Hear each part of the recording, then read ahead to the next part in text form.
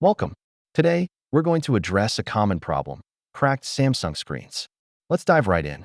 Before we start, let's gather our tools and materials. You'll need a suction cup, small screwdrivers, and a new screen. First, assess the damage. Check not just the visible cracks, but also ensure the internal components are unaffected. Next, power down your device completely to ensure safety while making the repair. Carefully remove the cracked screen with your suction cup and tools. Take your time to avoid damaging any internal parts. Now, place the new screen onto the device, ensuring it aligns perfectly. Secure it gently but firmly.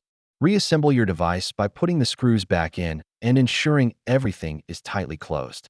Once reassembled, reboot your phone and test the new screen for responsiveness and clarity. To prevent future damage, consider investing in a sturdy case and a screen protector. To recap, fixing a cracked Samsung screen is doable with the right tools and patience. Thanks for watching.